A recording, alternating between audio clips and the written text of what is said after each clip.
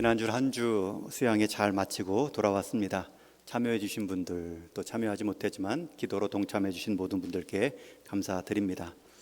수양회를 마치고 미국 베델교회 김한효 목사님의 간증을 우연히 들을 기회가 있었습니다. 그분도 청소년 데리고 청년 시절, 전도사 시절을 할 때에 가족 수양회가 있었는데 청년 중 한 명이 첫날 수양회를 마치고 너무 은혜를 받아서 전도사님께 특성을 요청했다고 합니다. 그런데 그 청년은 교회 모두가 아는 음치입니다. 그래서 오히려 받은 은혜 다 까먹게 할 수도 있겠다 해서 말렸는데 그래도 꼭 하고 싶다 해가지고 결국은 둘째 날 말씀 전에 한번 순서를 드렸다고 합니다. 그리고 나서 그 청년이 찬양을 하는데 찬송가 288장 예수로 나의 구주 삼고를 부르는데 따라 부를 정도가 어려운 그러한 음치로 계속 부르는 겁니다. 1절만 하고 마칠 줄 알았는데 2절, 3절. 그런데 그 3절까지 이어지는 과정에서 그 진심이 느껴졌고 그 3절 전에 모든 성도님들이 그 말씀, 그 찬양의 모습 보며 다 깨졌다고, 도저히 누구도 중간에 멈추게 할 수 없는 큰 은혜를 또 그 찬양으로 경험했다라는 목사님의 간증을 들은 적이 있습니다. 그리고 그 목사님은 그렇게 결론을 내립니다. 찬양이란 노래 잘하는 사람이 아니라 은혜 받은 사람이 하는구나. 여러분, 수양회 이후에 여러분의 은혜 받음을 이제 여러분의 찬양으로 이어가셔야 됩니다. 저도 수양회 마치고 10가지 우리 주보 컬럼에 감사 제목을 썼어요. 이건 우리 모두의 감사 제목일 것입니다. 그리고 저 개인적으로도 감사의 제목을 적었는데 10가지도 넘습니다. 그 중에 여러분들도 한번 세워보십시오. 여러분, 좋은 은혜의 기억 방법은 기록입니다. 적자 생존입니다. 수양회 이후의 삶에 관한 모든 말씀을, 또 내가 다짐해야 될 자리들을 잘 지켜나가자. 그리고 오늘 말씀은 그렇게 잘 지켜나갈 수 있는 방법에 관한 말씀입니다. 신약 성경은 모두 27권으로 구성되어 있습니다. 구약 성경은 39권이지요. 그래서 39, 27 곱셈에 의해 외우기가 쉽습니다. 그 중에 신약 27권은 모두 각각의 형식 중에 가장 많은 형식이 편지 형식으로 되어 있습니다. 여러분, 신약 성경 27권 중에 모두 서신서 형식으로 된 성경이 몇 권인지요? 서자만 붙은 성경을 세 보시면 됩니다. 서자만 붙은 성경을 세시면 21권이지만 더 자세히 보면 누가복음도 데오빌로를 향한 하나의 편지 글입니다. 사도행전은 그 데오빌로를 향한 두 번째 글이기 때문에 서신서 형식이라 말할 수 있습니다. 또 요한계시록도 뒤에 서자는 붙지 않았지만 1장에 보면 아시아에 있는 7 교회에 편지하노라, 분명히 편지 글의 형식임을 알 수 있습니다. 그렇게 보면 마태, 마가, 요한 복음을 제외한 24권의 성경 말씀은 다 서신서의 양식이다 말할 수 있죠. 그러면서 한 가지 생각이 듭니다. 왜 신약 성경은 그렇게 많은 편지들로 이루어져 있는가? 왜 하나님은 이렇게 서신서 양식을 하나님 말씀을 기록하는 그릇으로 삼으셨는가? 여러분, 당시에 이 편지는 유일한 소통 상징입니다. 유일하게 떨어져 있는 사람들을 염려하고 권면할 수 있는 방법입니다. 오늘날처럼 전화나 이메일, 문자, 핸드폰이 없습니다. 편지밖에 없는데 하나님은 그 편지 방법으로 많은 말씀들을 남기셨죠. 여러분, 그 편지의 내용들은 무엇입니까? 한 성도가 한 성도를 걱정하고 염려하며 믿음의 권면을 나누는 내용입니다.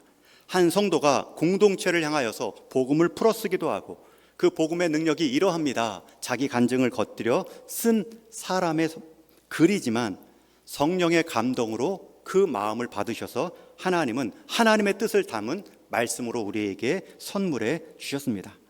여러분, 하나님의 말씀이 어느 순간 갑자기 뚝 떨어진 것이 아닙니다. 그 당시 하나님을 믿던, 그리스도를 따르던 사람들의 교제 가운데 그 교제의 글들을 통하여서 하나님의 말씀이 담겨 있습니다. 우리가 이 시대를 지혜롭게 사는 방법도 마찬가지입니다.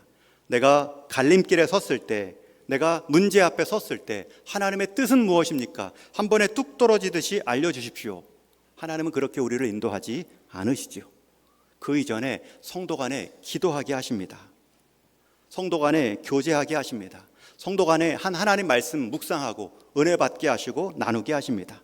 그 과정에서 하나님의 뜻이 드러나고 하나님의 방향이 한 걸음씩 한 걸음씩 보여지는 것이죠. 여러분, 우리가 오늘 말씀에도 나오지만 하나님의 은혜는 우리에게 일방적입니다. 그러나 그 은혜를 받고 누리는 데 있어서의 우리의 수고도 필요합니다.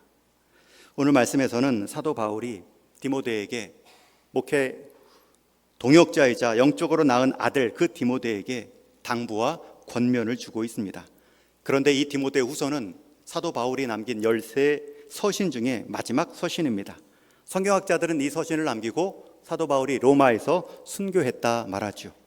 그러니 바울 서신 중에 마지막 서신인 이 디모데 후서는 한 젊은 목회자를 염려하고 그가 섬기는 공동체를 세워가기 위한 애정어린 권면의 말씀입니다. 왜 이렇게 목회자를 염려했고 왜 이렇게 그가 목회했던 교회와 환경들을 염려했냐면 그 당시 상황들이 만만하지 않기 때문입니다. 디모데후서 바로 앞장 3장에 보면 디모데가 목회하던 당시 상황과 사람들의 모습을 보여주는데 3가지로 요약할 수 있습니다. 첫 번째 모습이 2절입니다. 우리 함께 읽습니다. 시작. 사람들이 자기를 사랑하며 돈을 사랑하며 자랑하며 교만하며 비방하며 부모를 거역하며 감사하지 아니하며 거룩하지 아니하며. 이게 교회 밖 사람들의 모습인지 교회 안의 사람에게도 해당되는지 명확하게 갈리지 않지만 당시 사람들의 주류된 생각임을 알 수 있습니다. 사람들이 자기를 사랑합니다. 사람들이 돈을 사랑합니다. 자기를 사랑하고 돈을 사랑하는 사람의 두 번째 특징은 자랑입니다. 자기 자랑하고 돈 자랑합니다. 그러니 이어지는 말씀처럼 자랑하며 교만하며 누군가를 비교하고 비방하며 부모를 거역하고 감사하지 않은 거룩하지 않은 모습으로 이어지죠. 여러분, 자기 사랑하는 게 왜 잘못입니까? 자기 사랑하는 게 잘못이 아니라 자기 사랑을 제대로 사랑하지 못하기 때문입니다. 자기 사랑을 제대로 하면 되는데 돈으로, 쾌락으로 자기를 즐겁게 하는 것을 자기 사랑으로 착각하기 때문입니다. 그런 흐름이 교회 안까지 밀려옵니다. 4절 말씀에 보면 쾌락을 사랑하기를 하나님 사랑하는 것보다 더하며. 여러분, 이 두 번째는 교회 안에 분명한 모습입니다. 하나님을 사랑해야 되기는 되는데 하나님 사랑하는 것은 맞긴 맞는데 살다 보니 쾌락 사랑하는 것이 더 좋습니다. 그렇다고 하나님 사랑하는 것을 버리지 못합니다. 양다리지요. 이런 사람의 특징이 5절에 이렇게 나옵니다. 우리 2절 말씀 같이 읽습니다. 시작. 경건의 모양은 있으나 경건의 능력은 부인하니 이 같은 자들에게서 내가 돌아서라. 여러분, 이 시대 신앙인들 교회의 무기력함이 어디에 있습니까? 경건의 모양과 능력을 분리시켰기 때문입니다. 그래도 된다라고 여기기 때문입니다. 여기서 경건의 모양은 형식적인 신앙의 습관을 말하죠. 예배를 드리는데 예배의 목적, 하나님을 경험하고 말씀과 부딪히는 것은 두려워합니다. 꺼려합니다. 하나님 말씀을 읽는데 그 말씀이 지적하는 내 죄에서는 인정하기를 싫습니다. 말씀을 읽는 행위가 경건의 모양이라면 말씀으로 변화되는 그 경건의 능력은 부정하는 것이죠. 말씀의 방향이 더디 갈지라도 이 길이 맞다고 하면 그 길을 지켜내는 것이 경건의 능력입니다. 분명히 사도 바울은 이 2가지를 분리된 모습을 경계합니다. 이 같은 자들에게서 돌아서라. 심지어 디모데전서 2장과 로마서 16장에 보면 그런 사람들과 만나지도 마라, 거리를 두라 권면합니다. 왜냐하면 결국은 그들이 우리를 배반하고 판다. 우리를 감염시킨다. 우리가 영향을 미쳐야 되는데 우리가 영향을 받기 때문이다. 거리를 두라 말씀하지요. 여러분, 우리가 한 사람을 품고 인내하는 것도 중요하지만 더 중요한 것은 그 과정에서 내가 함께 물들지 않는 것이 중요합니다. 이게 두 번째 당시 교회와 교회 밖의 상황입니다. 그리고 세 번째로 상황도 7절에 나오는데 우리 같이 한번 읽습니다. 시작. 항상 배우나 끝내 진리의 지식에 이를 수 없느니라. 이것도 교회 안의 분명한 모습입니다. 가장 두려운 모습이죠. 배우기는 배우는데 경건의 모양은 갖추었는데 진리의 지식으로 변화는 없는 모습입니다. 말씀 앞에 섰지만 들리지 않습니다. 하나님 뜻에 동의는 하지만 그 뜻에 살기는 원하지 않습니다. 여러분, 이 세 가지 모습의 단계가 있죠. 교회 안과 교회 밖의 경계가 희미한 모든 사람들이 따라가는 자기 사랑, 돈 사랑, 자기 자랑, 돈 자랑. 이것이 교회 안에 들어올 때 하나님도 사랑해야 되는데 쾌락 사랑함도 포기하지 못합니다. 그러니 경건의 모양은 있는데 경건의 능력이 점점 사라집니다. 그러다 어느 모습까지 마지막 단계 갑니까? 항상 배우나 끝내 진리의 지식에 이를 수 없느니라. 두려운 말씀입니다. 여러분, 구원을 잃어버린다는 것이 아니라 구원의 감격을 잃어버린다는 것입니다. 이미 구원을 잃었다라는 말은 이미 그 사람은 구원받지도 않은 사람이 구원받은 척 행했을 뿐이죠. 경고의 말씀으로 우리가 살피셔야 됩니다. 나는 지금 어떤 자리에 있는가? 돈을 사랑하고 돈을 자랑하는 자리에 있는가? 아니면 교회 안에서 하나님도 사랑하고 돈도 사랑하고 있는가? 아니, 이제는 마지막으로 돈 사랑하는 것이 최고고 하나님 사랑하는 것은 그저 형식적인 것으로 끝내요. 진리의 지식을 한 번도 경험하지 못한 채 끝이 나는가? 8절에서는 분명히 경고합니다. 그러한 사람들의 끝을 말하는데요, 그 마음이 부패한 자요 믿음에 관하여는 버림받은 자들이라.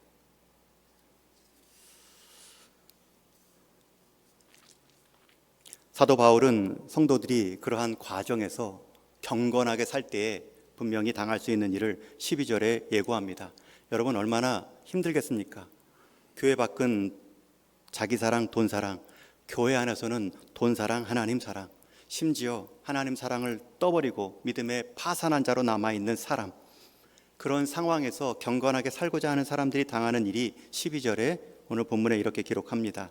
우리 함께 읽습니다. 시작. 무릇 그리스도 예수 안에서 경건하게 살고자 하는 자는 박해를 받으리라. 여러분, 이것이 경고의 말씀이자 여러분, 이것이 소망의 말씀이 될 수 있습니다. 여러분, 신앙생활 속에 박해가 있는지요? 여러분이 경건하게 살고 있다는 표시가 될 수도 있습니다. 여기서 말하는 박해는 교회 밖의 모습 당시에 그리스도로 인한 실제적인 몸의 매맞음, 채찍맞음, 물리적인 제재를 말하고 있죠. 그러나 몸의 당함만이 아니라 박해는 관계 안에서도 왕따를 포함합니다. 심지어 내 재정 생활에 있어서 손해도 포함됩니다. 다 불경건하게 재물을 모을 때 그 방법에 동참하지 않는 모습으로 당하는 손해가 있습니다. 여러분, 그 손해는 거룩한 흔적입니다. 몸의 손해, 관계의 손해, 물질의 손해가 경건하게 사는 자들에게 나타날 수 있습니다. 여러분, 그 경건한 자가 받는 박해 때문에 여러분, 내 신앙이 왜 이런가 스스로 낙심하지 마십시오. 여러분, 운동선수들 지금 올림픽 때입니다. 여러분, 올림픽 메달의 색깔보다 더 중요한 것은 그가 그 메달까지 이르게 된 그의 땀의 색깔이 더 중요하죠. 한 번도 땀을 흘린 적도 없고 한 번도 운동복이 흙에 젖어본 적도, 흙이 묻지도 않은 상태에서 메달을 땄을 때의 그 감격은 없습니다. 그래서 이어지는 말씀은 더 무서운 말씀입니다. 경건하게 살다 받는 박해보다 더 무서운 말씀이 13절입니다. 우리 13절 말씀 같이 읽습니다. 시작. 악한 사람들과 속이는 자들은 더욱 악하여져서 속이기도 하고 속기도 하나니. 경건치 않은 악한 사람들, 속이는 사람들의 끝이 무엇입니까? 그냥 브레이크가 없는 낭떠러지를 향합니다. 더욱 악해질 뿐입니다. 그 가운데에서 서로 속이기도 하고 속기도 합니다. 여러분, 우리는 이것을 벗어났기 때문에 일시적으로 당하는 박해가 있습니다. 그러나 그 박해보다 더 무서운 것이 무엇입니까? 악한 줄도 모릅니다. 그냥 더 악하여져 가는데도 계속 속입니다. 속는 줄도 모르고 속습니다. 결국 회복 불능의 자리까지 가야 깨닫죠. 거기에 가서도 내가 깨닫기 때문에 깨달은 것이 아니라 더 이상 힘과 재력을 내가 누릴 수 없고 주장할 수 없기 때문에 멈춘 것에 불과합니다. 지난주에 도박으로 5억을 따면 벌어지는 인생이라는 쇼츠 짧은 제목의 동영상을 봤습니다. 제목부터가 의미심장하죠. 도박으로 5억을 따면 펼쳐지는 인생. 도박으로 5억을 벌면이 아닙니다. 도박으로 5억을 땄다고 말합니다.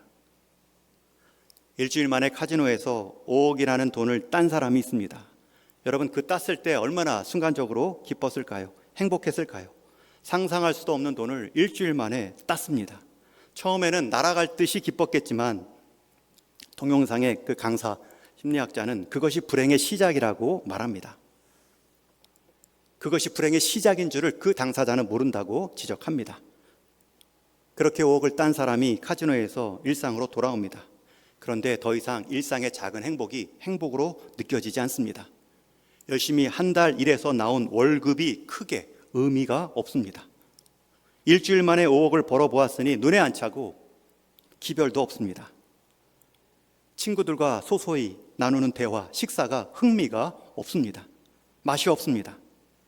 일주일에 5억의 맛을 보았는데 그것을 대체할 맛이 없겠죠. 집에 왔으니 집 아이들을 보는데 아이들이 부리는 재롱, 아이들이 부리는 미소까지도 다 재미가 없습니다. 우리 사람의 뇌는 한번 큰 자극을 받게 되면 그 자극에 준하는 자극이 와야 반응한다고 하죠. 한번 큰 자극으로 도파민이 나오면 그 아래의 자극에는 제대로 반응하지 않는다고 하죠. 여러분, 그래서 도박 중독이 진짜 무서운 점은 도박해서 돈을 잃었다 정도가 아닙니다. 도박으로 인해서 돈을 땄다고 해도 일상의 작은 행복이 사라진다는 데에 있습니다. 그리고 동영상은 이어집니다. 그런 인생의 발걸음은 결국 어디로 이어질까요? 다시 카지노로 가게 되어 있습니다. 그 즐거움, 그 쾌락의 맛을 받기 때문이죠. 결국은 다 잃게 되죠. 15억이라는 큰 돈을 잃고 나서 끝나게 되었다. 여러분, 다 썼으니 끝났지 더 있었으면 더 가서야 깨달았겠죠. 이게 악한 사람들과 속이는 사람들은 더욱 악화해져서 속이기도 하고 속기도 하나니. 여러분, 경건에는 능력이 있습니다. 경건에는 박해도 있지만 경건한 삶이 누릴 수 있는 은혜도 있습니다. 여러분, 세상이 주는 쾌락이 있지만 세상이 주는 고통은 말할 수 없습니다. 우리 성도는 악하고 속임으로 이 땅 가운데 불의함에 참여하여서 사람을 이용하고 재물을 모하며 살라, 그렇게 부름받지 않았습니다. 그러한 삶의 모습 대신 일용할 양식으로 자기 백성을 먹이고 인도하시는 하나님을 하루하루 경험하며 의지하며 살도록 부름받았습니다. 사도 바울은 디모데에게 그러한 삶을 분명히 구별하여 말하고 있습니다. 내 목회 환경이 그렇고 너가 대하는 사람들이 그러한 모습 속에 내가 영향을 주고 내가 또 다른 삶의 방향이 있음을 보여주되 내가 그 사람들에게 영향받지 말고 물들지 말라는 말씀입니다. 여러분, 그러면 어떻게 그렇게 이중 삼중으로 돈 자랑, 자기 자랑, 교회 안에서는 경건의 모양만 있고 심지어 하나님 말씀이 들리지 않아 진리를 경험하지 못한 환경 가운데 어떻게 그들 가운데 물들지 않고 그들을 오히려 영향 끼칠 수 있는 삶으로 나아갈 수 있을까요? 감염시키는 것이 아니라 막아낼 수 있는 백신으로 무장하여 그 자리를 지킬 수 있을까요? 이어지는 14절, 15절에 나옵니다. 우리 함께 읽습니다. 시작. 그러나 너는 배우고 확신한 일에 거하라. 너는 내게 누구에게서 배운 것을 알며 또 어려서부터 성경을 알았나니 성경은 능히 너로 하여금 그리스도 예수 안에 있는 믿음으로 말미암아 구원에 이르는 지혜가 있게 하느니라. 분명히 말하지요. 그러나 세상은 그렇게 간다 할지라도, 심지어 교회 안에 사람들이 그렇게 간다 할지라도, 그러나 너는 배우고 확신한 일에 거하라. 그러나 라는 말은 다른 사람은 다 그러할지라도, 다른 사람은 하나님을 사랑한다 말하지만 돈을 사랑하고 자기를 사랑하고 쾌락을 사랑한다 할지라도, 다른 사람은 경건의 모양과 능력을 분리하며 살아간다 할지라도, 심지어 다른 사람은 아무리 듣고 배워도 진리와는 멀어져가는 모습으로 나아간다 할지라도, 그러나 너는 배우고 확신한 일에 거하라. 당부이자 명령입니다. 여러분, 너라는 개인적인 적용을 말하고 있습니다. 저는 우리 성도님들이 오늘 이 말씀이 여러분 개인을 향한 하나님의 말씀으로 들리어 너 누구누구는 배우고 확신한 일에 거하라, 새로운 생명의 말씀으로 들릴 수 있기를 주님의 이름으로 축원합니다. 여러분, 배우고 확신한 일이라는 뜻이 무엇입니까? 배움과 확신도 나누어야 됩니다. 순서가 있습니다. 배운 후에 확신이 있는 것입니다. 그러나 배우는 것으로만도 그칠 수 있습니다. 배운다는 말은 지식을 머리에 채운다는 의미입니다. 그러나 배운다는 것은 머리에만 채웠지, 그 머리에 채운 지식이 심장을 거쳐 내 두 손과 두 발, 몸으로 체화되지 않은 모습입니다.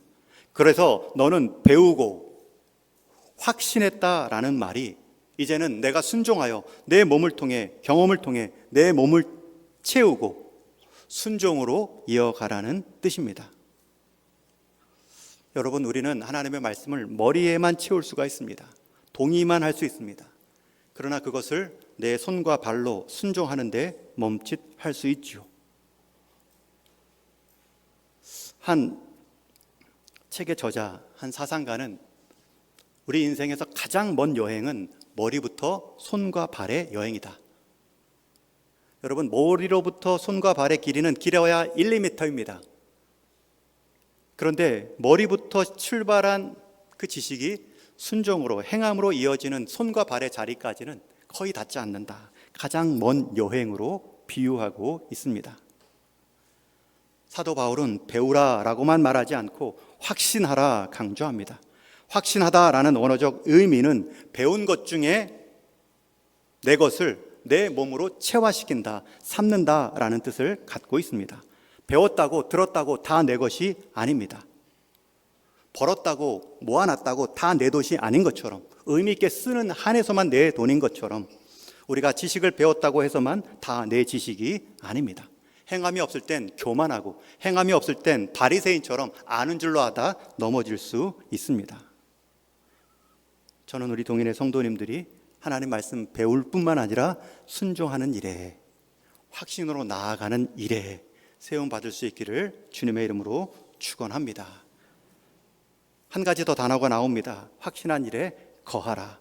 여러분, 여기서 거하라라는 말은 그렇게 배우고 확신한, 머리에 담은 지식을 행함으로 손과 발로 받는 일을 거하라라는 말은 계속 쌓으라는 말씀입니다. 여러분, 그렇게 쌓아가야 경건의 모양에 경건의 능력이 채움받습니다. 그렇게 계속 쌓아가야 연약한 사람을 붙잡아 줄 수 있는 힘이 있습니다. 쌓아가지 않고 한 번 배운 것, 한 번 확신하면 내 신앙도 건수하기 힘들죠. 그 일에 계속 거하셔야 됩니다. 그 일에, 그 자리에 계속 여러분의 싸움을 이어가셔야 됩니다. 그것이 성도의 삶의 비결입니다. 기계를 잘 다루는 사람의 비결이 있습니다. 그 기계를 위한 사용 매뉴얼을 숙지하는 것입니다. 그것대로 기계들을 다루는 것입니다. 어떤 사람은 그것을 무시합니다. 그냥 기계를 10년, 20년 다루어 봤더니 익숙해졌죠. 그리고 자기 습관대로 사용하죠. 고치면 이렇게 고쳐야 되는데, 망가지면 이렇게 수리해야 되는데 자기 경험으로 수리합니다. 사는데, 쓰는데 편리함은 있었지만 수명은 짧아졌을 것입니다. 그러나 기계를 잘 사용하는 사람은 그 기계를 만든 사람의 의도대로 매뉴얼 따라 사용합니다. 안전하게 오래 사용할 수 있죠. 믿음 생활도 마찬가지입니다. 매뉴얼이 있습니다. 우리를 지으신, 우리를 향한 하나님의 뜻이 바로 성경 말씀입니다. 그 말씀대로 살아가는 것이 돌아가는 것 같지만 가장 빠른 지름길입니다. 어떤 사람은 그 돌아간 후에도 못 깨달았지만 결국은 돌아가서 깨닫는 경우가 있죠. 거기서부터 시작해봤자 이미 말씀대로 간 사람보다 한참 뒤집니다. 그래서 오늘 말씀 16절에 보면 성경의 역할을 이렇게 네 가지로 나누어 설명합니다. 교훈과 책망과 바르게 함과 의로 교육하기에 유익하다. 교훈이라는 말은 가야 할 길을 보여주는 것입니다. 그러나 우리는 연약해서 가야 할 길을 안다 할지라도 갈 힘이 없습니다. 분명히 가다가 빠지지요. 이탈할 때 두 번째 성경의 역할은 책망입니다. 너가 빠졌다. 너가 그 자리가 아니다. 깨닫게 해주시죠. 깨닫는다고 돌이킬 힘이 있는 것이 아닙니다. 그 말씀을 읽을 때 바르게 함의 힘도 얻고요. 그리고 나서 의로 교육하기에 유익한다. 다시 한 번 더 나선형으로 차원이 다른 새로운 출발을 경험하는 것입니다. 여러분, 해마다 다짐하고 해마다 결심하지만 나는 해마다 결심해도 바뀐 것이 없어요가 아닙니다. 해마다 여러분들은 못 느끼지만 계속 상승작용으로 나선형으로 자라나고 있습니다. 어떻게 하면요? 이 약속의 말씀만 붙잡으면 교훈과 책망과 바르게 함과 의로 교육하는 데 있어서 내가 지금 잘하고 있다. 그러한 자의 두 가지 특징이 이어지는 마지막 17절에 이렇게 소개됩니다. 우리 17절도 같이 읽습니다. 시작. 이는 하나님의 사람으로 온전하게 하며 모든 선한 일을 행할 능력을 갖추게 하려 함이라. 두 가지 분명한 결과가 있습니다. 첫 번째는 하나님의 사람으로 바뀝니다. 성품적으로 비잉의 문제이죠. 존재의 문제가 바뀝니다. 분명히 다르게 느껴집니다. 더 나아가서 모든 선한 일을 행할 능력을 갖추게 합니다. 이건 doing의 문제죠. 행함의 문제입니다. 하나님 말씀은 우리의 성품을 바꾸고 하나님 뜻을 이루어갈 수 있는 능력을 얻는 길입니다. 여러분, 우리가 그것을 경험하셔야 됩니다. 신앙생활을 하는데 하나님 말씀을 경험하지 못하고 신앙생활하는 것만큼 가장 큰 손해이자 가장 무능한 삶은 없습니다. 무기력한 삶은 없습니다. 여러분, 요즘 올림픽 시즌입니다. 이번 주 폐막합니다. 모든 운동의 기본은 폼입니다. 저는 이것을 탁구와 배드민턴을 통해 경험한 적이 있습니다. 저는 탁구와 배드민턴을 잘 치지만 제대로 배운 적은 없습니다. 그저 칠 기회가 많아서. 탁구는 중학교 시절 친구 아버지가 탁구장을 했으니 거기서 살다시피 쳤으니 늘었죠. 배드민턴은 중국 선교지 가서 처음 배웠습니다. 선교사님들하고 토요일에 한 번씩 계속 칠 기회가 있었습니다. 여러분, 많이 쳐서 잘 치기는 하지만 많이 쳤다고 반드시 다 잘 치는 것은 아닙니다. 코치에게 정식으로 배운 한 사람이 나타나면 절대 이길 수가 없습니다. 폼이 다르기 때문입니다.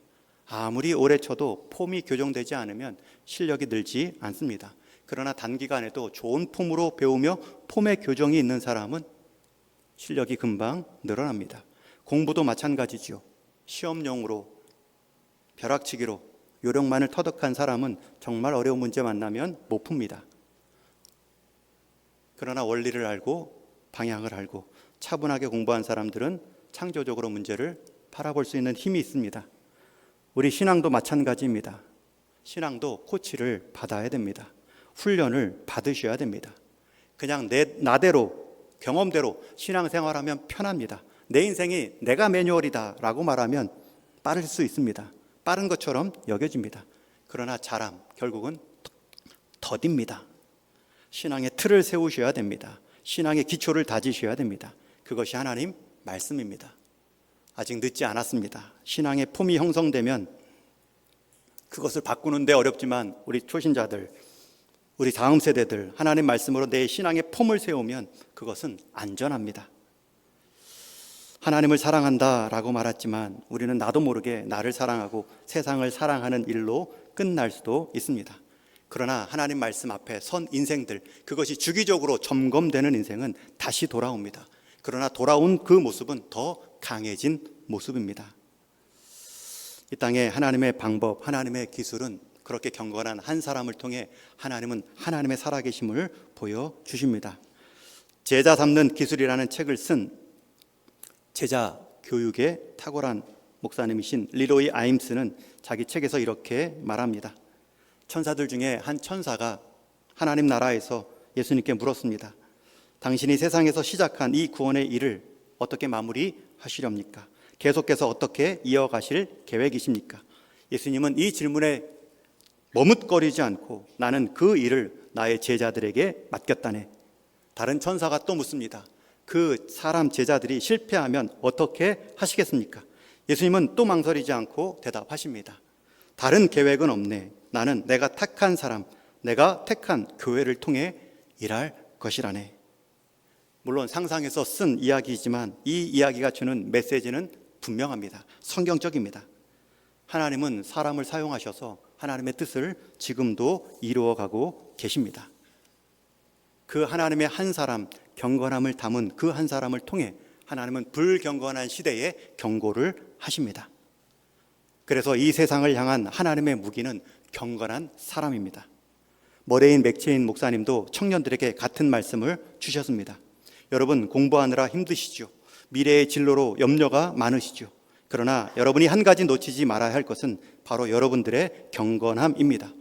칼이 무기인 무사가 자신의 칼에 녹이 슬지 않도록 매일 정성껏 닦아내듯 여러분도 자신의 생활에 녹이 슬지 않도록 경건한 생활에 힘써야 합니다. 여러분들은 하나님의 무기이자 하나님의 손에 잡힌 검입니다. 검의 중요성은 화려함이나 외양에 있는 것이 아니라 검 끝선의 날카로움에 있습니다. 하나님이 사용하시는 사람은 화려함이나 외양에 있지 않고 녹이 슬지 않는 말씀으로 검 끝선이 살아있는 경건한 사람입니다. 그러기에 경건한 성도는 하나님의 손에 쥐어진 죄된 세상을 향한 듬직한 검입니다. 여러분, 신앙생활 할 때에 이 하나님의 손에 놓여진 검, 그 방법이 경건함입니다. 경건하지 않은 사람이 경건하지 않은 즐거움을 말할 때 우리 성도는 경건함을 지키며 경건한 즐거움을 보일 수 있습니다. 수양의 성패가 어디에 있습니까? 2박 3일간 안전사고 없이 무사히 돌아왔다, 무사 귀환했다, 그 자체가 수양의 성공과 실패, 성패를 가리지 않습니다. 수양의 성패는 수양에 다녀온 저와 여러분의 삶의 변화에 있습니다. 이 시대는 불신앙의 특징으로 점점 가득 차 있습니다. 자기사랑, 돈자랑, 쾌락사랑이 절정을 이루고 있습니다. 교회 안에서는 경건의 모양은 있지만 경건의 능력을 부인함으로 타협합니다. 그것이 이미 굳어진 세대, 그것을 본받는 다음 세대들은 경건의 모양마저도 지금 무너지고 있습니다. 그 상황에서 배우기는 배웠고 듣기는 들으나 진리에 이르지 못하는 일들이 일어나고 있습니다. 그러한 상황에서 우리는 다시 우리 스스로에게 먼저 말해야 됩니다. 너는 배우고 확신한 일에 거하라. 그리고 나서 다음 세대들을 향해 바울의 소리를 내어야 되죠. 너희 역시 배우고 확신한 일에 거하라. 자기사랑, 경건의 모양 없는 성장, 배움이 가득 찬 이 세대의 특징과 능히 맞설 수 있는 방법은 경건한 사람입니다. 그러한 사람으로, 그러한 교회로 자라나서 이 불경건한 시대 가운데 하나님의 손에 쥐어진 경건한 성도와 우리 동인교회 될 수 있기를 주님의 이름으로 축원합니다.